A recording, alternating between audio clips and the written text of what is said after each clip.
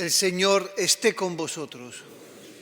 Lectura del Santo Evangelio según San Lucas. En aquel tiempo el pueblo estaba expectante y todos se preguntaban en su interior sobre Juan, si no sería el Mesías. Juan les respondió dirigiéndose a todos: Yo os bautizo con agua, pero viene el que es más fuerte que yo, a quien no merezco desatarle la correa de sus sandalias. Él os bautizará con Espíritu Santo y fuego. Y sucedió que, cuando todo el pueblo era bautizado, también Jesús fue bautizado. Y, mientras oraba, se abrieron los cielos, bajó el Espíritu Santo sobre él, con apariencia corporal semejante a una paloma, y vino una voz del cielo: Tú eres mi Hijo, el amado, en ti me complazco. Palabra del Señor.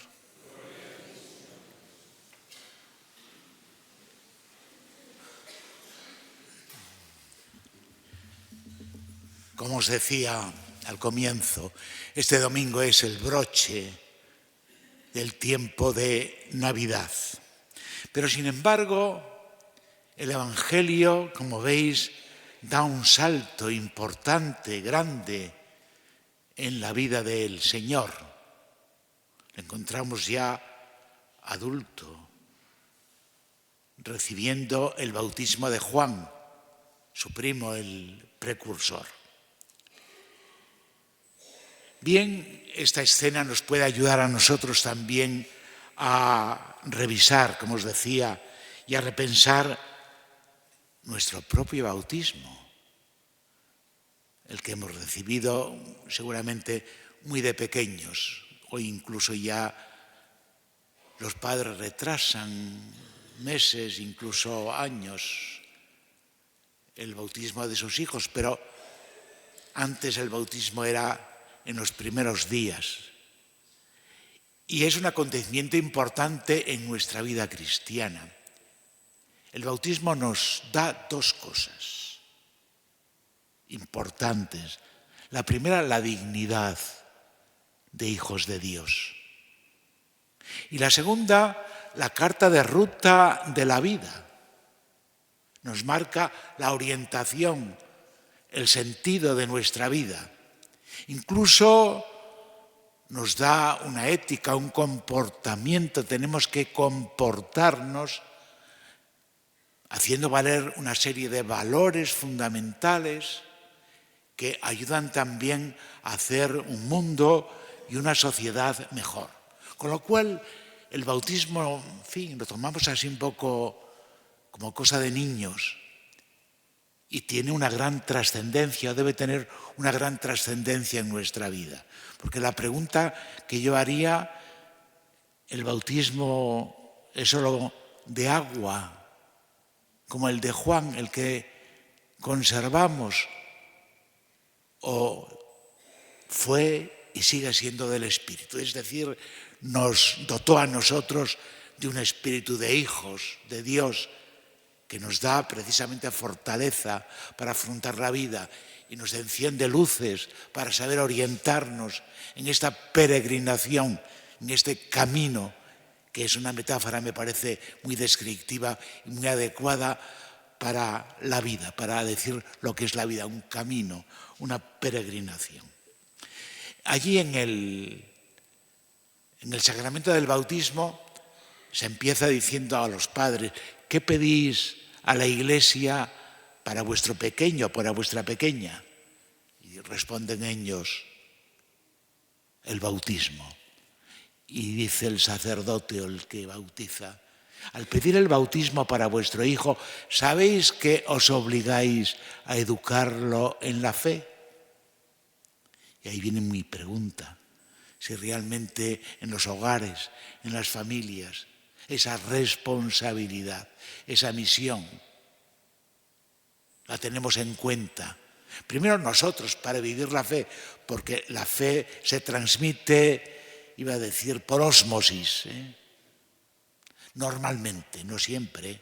Ha habido padres que han vivido una fe realmente testimonial y sin embargo a lo mejor los hijos, y al revés, ha habido padres muchas veces desdejados de la fe y el hijo o la hija pues ha dado un testimonio y una vivencia y un compromiso de fe grande. Pero lo normal es que se transmita por ósmosis, por el ejemplo, por la vivencia de casa. La parroquia ayuda a la familia, el colegio, si van a clase de religión y si se cultiva una educación de orientación cristiana, pues ayuda a la familia. Pero la misión como tal corresponde a la familia. El Señor estuvo 30 años, el misterio de la vida oculta. Cada vez se reflexiona más cómo Jesús, habiendo venido a una misión tan importante, estuvo 30 años viviendo la vida oculta, la vida familiar. Y se da mucho valor, porque realmente la personalización es una labor lenta que compete también a la familia. Muchas veces las vidas desestructuradas de muchos chavales pues tienen como génesis y como causa pues realmente una falta grave de vida familiar. No encontraron clima, no hubo clima de amor, de preocupación, de cariño, de educación. Cada vez se valora más, incluso antropológicamente, cuando se dice los hijos son del Estado. Los estados que lo han intentado han tenido que renunciar precisamente a eso porque realmente la vida se transmite en un clima que el propio, el idóneo, y no se ha encontrado otro, es precisamente el clima familiar. Por eso el misterio oculto, cuando Jesús salió, lo dije, cuando Jesús salió a la vida pública ya venía con conocimiento de la vida, ya había tratado con las personas, ya había vivido la vida en las diferentes etapas, ya sabía lo que era la vida y sobre todo cómo vivían, cómo pensaban, cómo sentían aquellos a los que iba a anunciar la buena noticia, el Evangelio. Por eso es importante la fe. Es lo mismo tener fe que no tener fe. Yo me hago una reflexión. Hay un descenso de la práctica, incluso hay un cierto olvido, un cierto ya no contar con Dios en nuestra vida, y sobre todo en el occidente, en la vida en el continente occidental, el que realmente ha tenido más progreso, en Europa, en Sudamérica, y hay un crecer, un aumento de la autocracia, del autoritarismo, del ansia de poder, de la dominación de los poderosos sobre... Y además, como si no tuvieran que dar cuenta a nadie, como diciendo, yo soy la ley, lo que yo diga es lo que hay que hacer, sea moral o no sea moral. Es decir, se ha perdido la referencia ética a un ser superior, ¿no? Realmente, si yo tengo que dar cuenta de mi vida a alguien, pues me cuidaré mucho de cómo vivo. Si ya desde el comienzo pienso que no tengo que dar cuenta a nadie, pues si tengo poder, puedo abusar de él. Si tengo ansia de protagonismo, si me quiero convertir en el número one, como dicen ahora, y esto está pasando, crecen las autocracias, los autoritarismos, hay una tendencia, lo estamos viendo. Por eso es importante, la fe tiene un principio, amaos los unos a los otros, incluso tenemos que perdonar a los enemigos, ¿no? Es un cambio totalmente de vida, es una orientación totalmente distinta, como dice ahora, un paradigma totalmente distinto.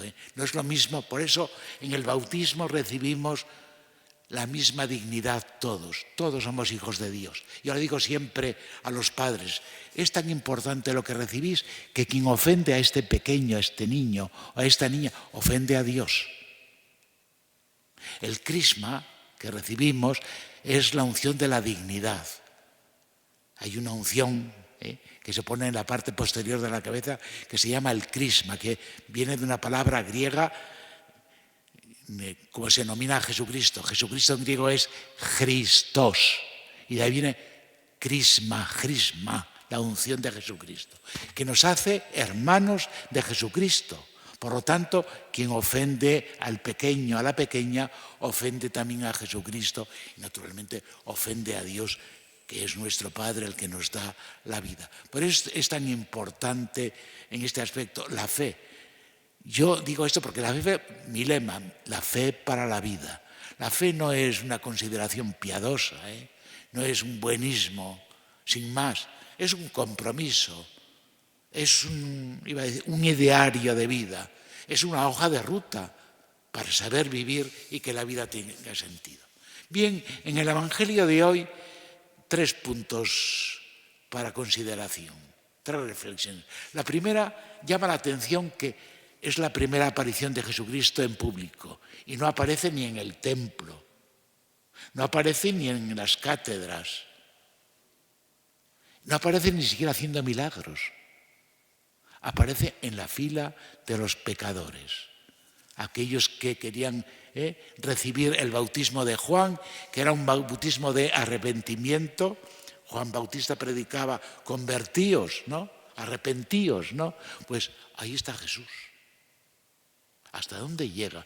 ¿Cómo quiso de alguna manera hacerse en todo como nosotros? Bajar hasta lo último. Como os dije el otro día, descendió a los infiernos.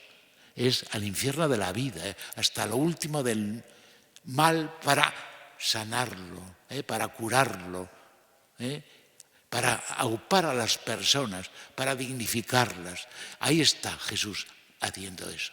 Y nos da una lección importante, que el mundo no se salva desde el poder y la soberbia, sino desde la humildad y el amor y el servicio. Y este es el problema, que abunda la soberbia y el ansia de poder. Creemos que todo lo vamos a arreglar con el poderío. Cada vez los responsables quieren hacerse más fuertes para dominar más y los problemas siguen sin resolver. Mientras que no haya un mirar al bien común, un mirar a buscar cómo puedo de alguna manera hacer bien al prójimo, amar al prójimo, cómo puedo buscar, que es el servicio a los demás, la humildad. Digo yo que hasta lo dicen los futbolistas. Hoy esta noche hay un encuentro fundamental, que venimos viviendo ya el encuentro en los medios de comunicación. Bien, pues incluso los del Real Madrid, cuando pierden, dicen hay que ser más humildes, tenemos que trabajar más, tenemos que jugar con más humildad. Es decir, si nos creemos los mejores, si vamos pavoneando al campo de fútbol, seguro que nos encajan media docena de goles. Digo esto, la humildad, la humildad es la verdad. Pues por eso Jesucristo aparece en la fila de los pecadores. Viene a decir, yo voy a salvar, a curar, a tratar de dignificar vuestra vida. Segundo, todo ocurre mientras oraba. Es un momento fundamental de la vida de Jesús. Y es otra lección. Jesucristo rezaba, oraba. Pues oraba en los momentos fundamentales de su vida. Y mi pregunta es, nosotros, cuando tenemos que tomar decisiones, cuando de verdad pasamos por situaciones críticas, cuando de verdad tenemos que afrontar momentos importantes, Dios cuenta, Dios interviene, contamos con Él, oramos, le pedimos que nos dé luces.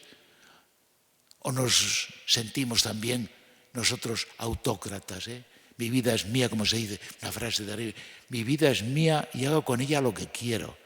Realmente, a mí eso, hablar así, cuando ni la recibimos por voluntad propia, sino que aparecemos en la vida y marchamos de esta vida también cuando Dios nos llama, y cuando en la vida tenemos que fortalecernos tantas veces para afrontar tantas dificultades y nos vienen muchas veces situaciones que no buscamos. Decir que la vida es mía y hago con ella lo que quiero, me parece que es realmente una frase desafortunada. Pues en los momentos decisivos hay que contar con Dios. Dios, primero, será un acto de fe. Dios es una persona con la que podemos dialogar. Dios nos habla en la palabra. Acabamos de escuchar su palabra y tendríamos que abrir el corazón para recibir y responder a esa palabra. Eso es la finalidad que tiene la oración que os doy en la hoja, porque no se trata de recitar las oraciones que hemos aprendido de niños, 3 Padre Nuestros, 10 Ave Marías. Se trata de hablar, de sintonizar, de relacionarnos con Dios, de sentir a Dios en el fondo de nuestro corazón. Eso es rezar, eso es orar, hablar con Dios, pero hablar de la vida, de mi vida, y naturalmente escuchar lo que Él nos quiere decir. Y por último, dice que se abrieron los cielos y se oyó la voz de Dios que decía: tú eres mi Hijo amado, el predilecto. Bien, pues cuando oramos también se nos abre el cielo también y podemos sentir precisamente la voz de Dios en el corazón. Podemos sentir eso, que somos hijos de Dios, que esa es nuestra dignidad, que esa es nuestro valer, que realmente es la luz de nuestra vida en ese aspecto, para no vivir a oscuras, ¿no? Y ese es el bautismo del Espíritu, De esa forma se mantiene, hemos sido bautizados con agua y Espíritu. No solo con agua, sino que hemos recibido el Espíritu de hijos de Dios que nos hace clamar: Abba, Padre.